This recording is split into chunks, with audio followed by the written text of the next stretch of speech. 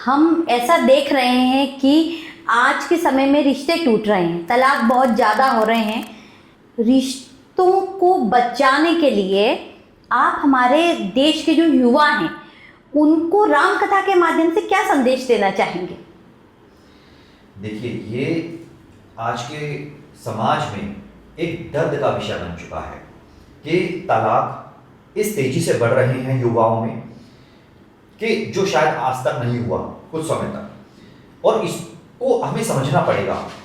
हर लड़की ये चाहती है कि मेरा पति राम हो, हर लड़की ये चाहती है मेरा पति राम हो, लेकिन उसे सीता बनना पड़ेगा।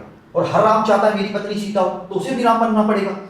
लेकिन राम कथा के माध्यम से आप ये समझिए कि वो सीता जिसने 14 वर्ष का जब वनवास हुआ, राजा दशरथ से ज्यादा रुपया पैसे वाले जनक जी थे, वो चाहती तो अपने घर जाकर रह सकती थी, सुख की जीवन जी सकती थी, लेकिन उसने ऐसा नहीं किया। उसने जीवन जिस जीवन को अपनाया वो जीवन था कांटो भरा। 14 वर्ष तक भगवान राम के साथ सीता जी ने 14 वर्ष कांटों पर चली, तपस्विनी वाला जीवन जिया। ये माता सीता का तपोबल था, त्याग था।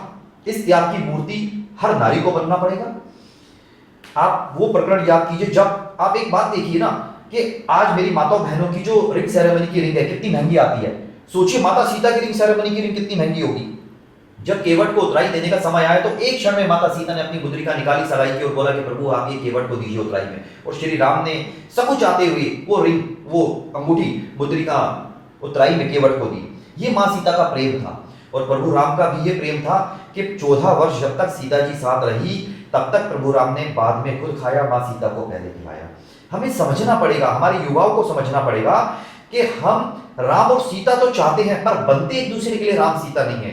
रामायण क्या कभी पति पत्नी ने एक साथ बैठ के सुनी, एक साथ बैठ के रामायण का पाठ किया? रामायण तो ले आए लेकिन उसको अलमारी पर रख दिया धूल चाटने के लिए। उन दोनों को रामायण को पढ़ना पड़ेगा, राम सीता के चरित्र को समझना पड़ेगा, उन्हें मानना पड़ेगा इस बात को कि चंदन है इस देश की माटी, तपोभूमि हर ग्राम है, हर बाला सीता की मूरत, बच्चा बच्चा राम।